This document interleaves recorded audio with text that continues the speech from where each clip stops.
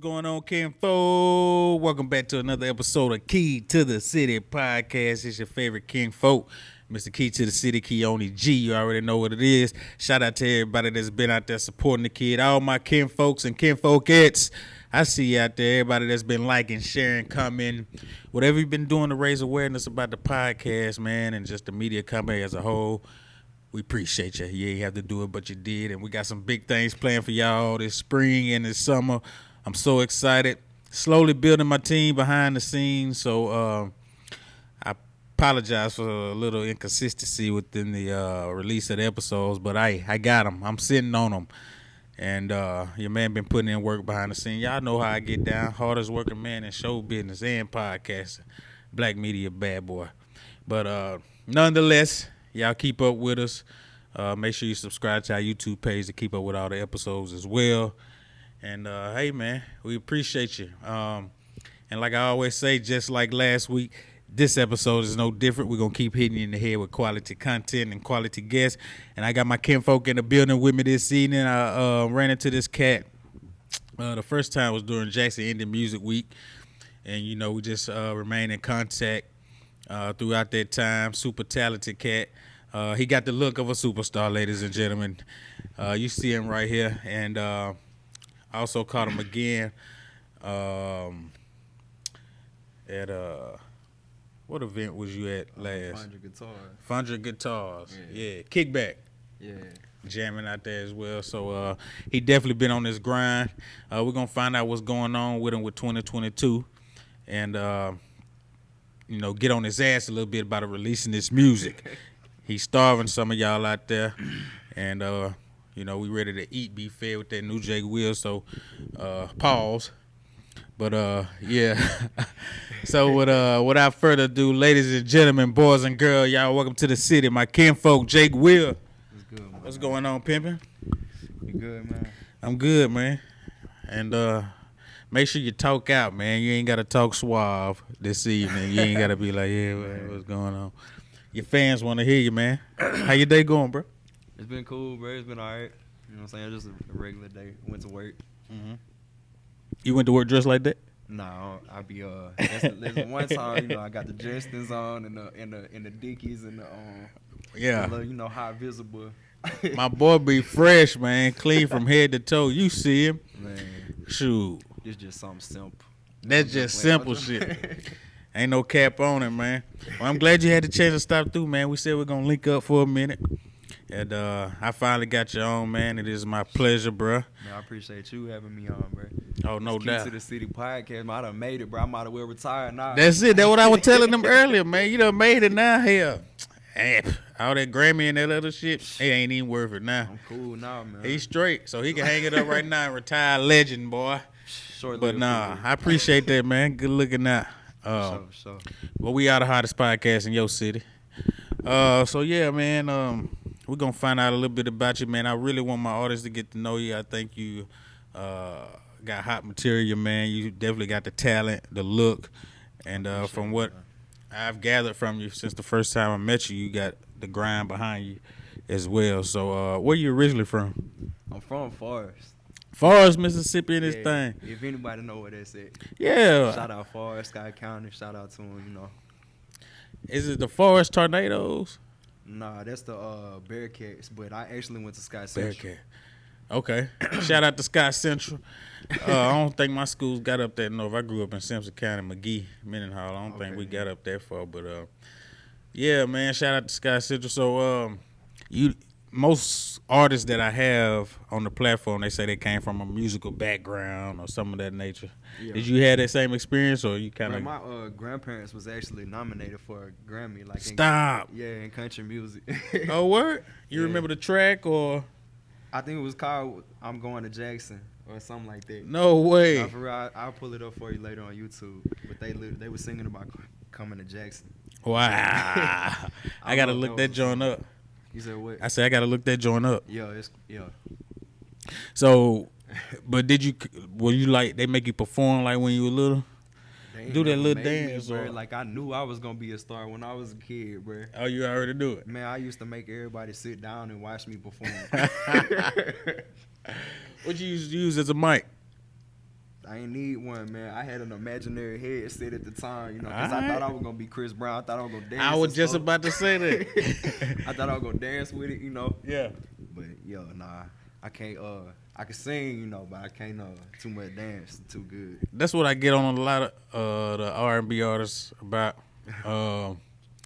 Why y'all scared to add that little dancing? I be joking with I'm a star, and you know, a slow roll or Yeah. you know, a pop. I don't know, bro. Something. I used to actually take dance lessons when I was under a manager for a little bit, and like, bro, it never.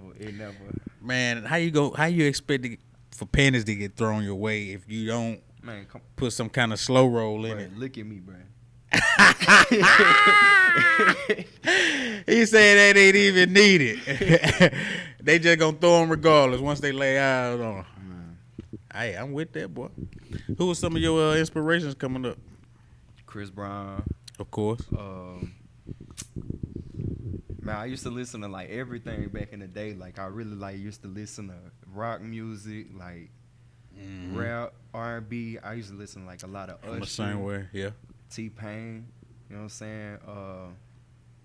Oh, I thought you had gave me a look or something. Nah, hell no. I'm a T-Pain fan, bro. Oh. Legend. But yeah, like, and I used to listen to a lot of rock. I can't like think of no bands off top because I haven't really listened to it in a long time. Yeah. Yeah, but what was that one rock song? I don't know. My brain cells are fried. But it was one popular rock song I was into heavy. I don't remember the name of it, but shout out to rock. I'm a music connoisseur as well. I can rock with all that and get it in. How was your experience at Jackson Indie Music Week? It was good, man. Like I really thought it was a good thing, you know. Yeah. Like a good opportunity for independent artists that really don't get too much exposure or too much recognition to really just showcase their skills and just be seen for once, you know. I feel like I built a lot of traction off of it. So that was your first one, right? Yeah, and like I'm really grateful and appreciative of it. It's mainly about networking, man. Yeah, you get the opportunity to perform and expose other people to your music, but the opportunity to network is very vital, very important. And I met you there. There it is. That's how you build relationships. But believe it or not, man, that's how I started with the podcast. I went out to all the showcases, network with the artists, and I want to have y'all on. I'm building such and such platform, and just continue to grow, man. So dope, bro. As long as you putting effort into what you're trying to do, man, you'll get some success out of it. And it just depends on what kind of success you're looking for. You know, some people are looking for Grammy nominated, and some people want to just build a cult following where they can perform for the rest of their life. Man, I want it all, bro. Which one you prioritize? Like being? I don't even know, bro. Like, cause I just reach for the sky, and then I want to go beyond. You know what I mean? Like, there's no ceiling to my dream. My dreams, my whole life have always been astronomical. Like, to the point where I know it made my folks sick. Like, this boy, I don't be focused on no realistic, you know, nothing. But I always seen my shit as realistic. You know what I'm saying? So, it's just never been another reality for me. Like, I've been a star my whole life, and I'm going to forever be that because I know I'm that. Yeah, and you definitely in a, how old are you? 26. I'll be 27 in August. Big Leo shit. Shout out to all the Leos. Well, I guess we'll give them a shout out. This is an Aries gang thing. I fuck with Aries. What you? Oh, that sound lame. Libra. But no, it's the reason why I brought up the age, even though you like R&B, hip hop. Oh, I can see the pop as well. You can see your music pop. I put out one pop song. Okay. That I would consider pop. You multifaceted. Demon Time kind of poppy, if you ask me. I brought up age because you know, hip hop is dominated by, they say it's a young man's game, and unless you really a legend, people don't really applaud the thought of older rappers. Man, 2 Chainz made it when he was about 30-something years old, bro. That's what I'm saying, but also behind 2 Chainz though, he was kind of already on the scene though. Yeah, but he just broke out. I mean, before everybody just knew. He didn't pop to Will after 30. Man, sure. and one thing I learned about this whole whatever we living in right now, anything, literally anything is possible. Like anything. I don't know why that's so funny, because it's so true. Anything you can put your mind to. Somebody that did that shit, thinking about doing that shit, or has done that shit. For real. And it's possible. That's why I say I don't put no age on it. But I said all that to say at least you are somewhat in a genre where you can sing to you old and gray and in the box, man. That's true. Because the same criteria is not really held to R&B singers, which is why you have your Isley Brothers and your hell, any R&B artist that's still singing can do their thing. Your Patti LaBelle's well into 70s and 80s, so. Yeah, it's crazy because, you know, I always, like, I used to put a cap on my success, you know, until I learned not to. But That's I used to man. really be telling myself, like, man, I don't want to be 30 years old still singing about, you know, fucking women and shit. Like, that shit corny to me. But, like, man, why not? Because I know for a fact if I'm on my deathbed and I gave up at any point in my life, I would much rather be on my deathbed and say I gave it everything I had for as long as I had, and I just couldn't make it happen. And I would much rather say that than, damn, man, if I would have just kept pushing, I might have could have made that happen. You know what I'm saying? Like, I never got to live my dream. Hey, I feel the same way. And you ain't never got to worry about not being a certain age to sing about sex. Because as long as that tool work, you going to sing about what you do. And on my soul. That don't stop. Hey, the Isley Brothers got to be in their 80s, man, my boy 70s, Bill 80s. Withers, I'm talking about. Yeah. And still getting it in, Marvin man. Gaye would have been had he not got, you know what I'm saying? Right. Oh, yeah. Down by his pops. Oh, yeah. On some hating shit. That was crazy, man. Motherfucking Luther Vandross, all of them, you know what I'm saying? We done lost some legends, bro. For but real. They were old, still singing about getting it in. Do you think truth in R&B is as important as it is in hip-hop? You know, you got to be real. You can't none of that fake shit slide. All this shit got to be authentic, cuz when you see me, I'm out here like that. Hell, you talking about? I think truth matters in everything that we do. You feel me? I mean, even the image that we put on as far as artists and entertainers and whatever we are, it got to be somewhat true to yourself, because you're not going to be able to hold that persona like forever. You know what I'm saying? It's just like when you get in a relationship with somebody and 6 months down the road, they turn into somebody that you didn't even know. You know what I'm saying? Like, whoa, I ain't know you was that. Eventually that shit gonna come out. You know, what's in the dark gonna come to light. So it's just like you say, whatever ain't real, whatever you ain't really about, that shit gonna come out. They gonna get tested. Shit, look at 6ix9ine. I had a feeling his career would still be able to prosper just because this generation different. They don't have the same standards, but it seems like it's dying down, man, for him. For the minute. It's rough out there for your boy, but hey, you brought it on yourself. At this point, he don't feel like he got to do shit up. Hey, maybe so.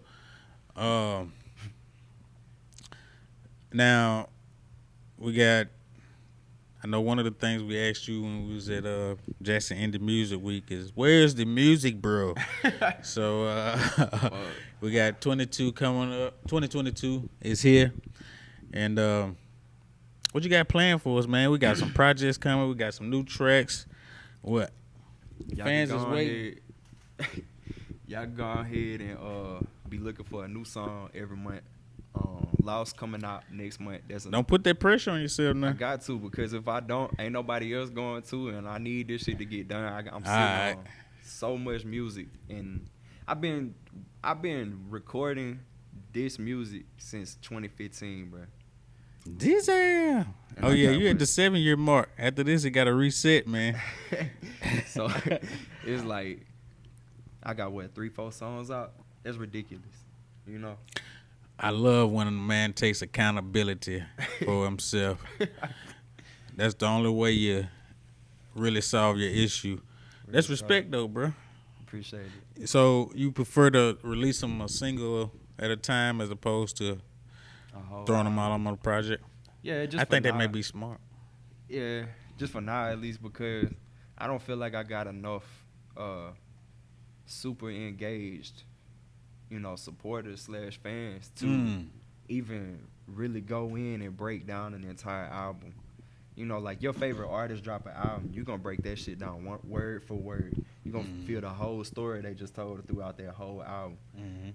And I don't feel like, people will probably maybe download it and it'll be like that album that just collecting dust in your, you know what I'm saying? Like, but one thing I know, like them singles, like it's just one song. I'm just asking you to listen to one song. Right. You know what I'm saying? I ain't ask you to break down no 14, 20 track album. You know what I'm saying? Like one song. But I think your music jamming though. But what do you feel like it's gonna take to grab your audience attention?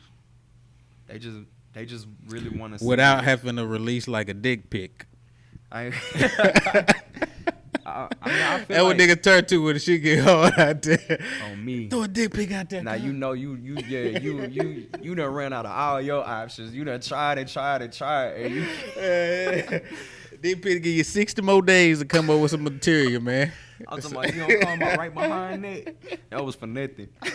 Right. But what you think it's gonna take, man? Or just consistency, man. Like I feel like I already got enough of people that sit back lurking and waiting. Okay. And just don't show that they lurking and waiting. But you know what they say, they don't support until it's popular to support. That's true as well. So I ain't too much like I love the fuck out of Jackson. I love the fuck out of Mississippi, period. Like I'm so proud and just whatever about my roots where I came from, But I'm not focused on here. You know what I'm saying? With all due respect. Like I need the world to tune in, bro. Yeah. I need the world to tune in, and then Mississippi will tune in, because Mississippi not finna tune in until the world tune in. You know what I'm saying? I just know that because, bro, it don't be easy for me out here to, really just maneuver through this shit. It's hard coming from the crib. You got a team or management or label? I got a producer, man.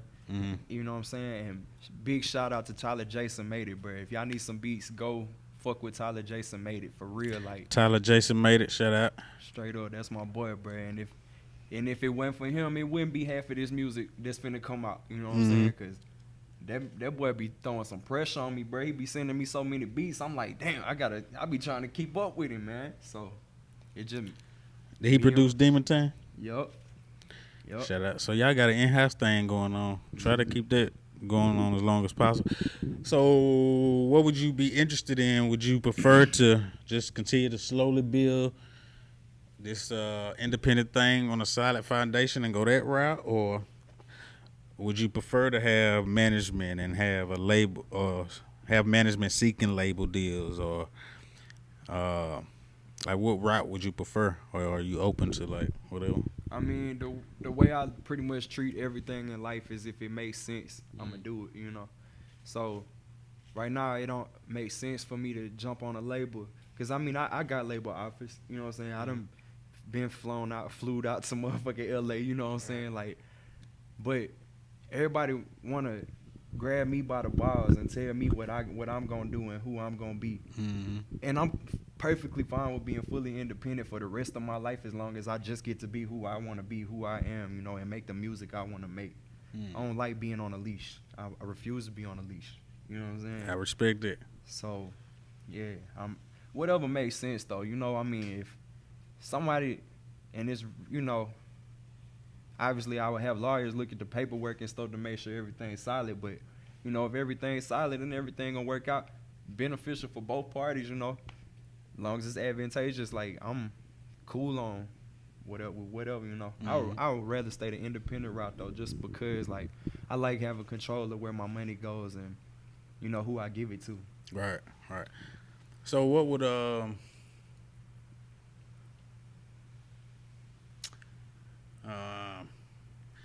trying to see how I want to position the question.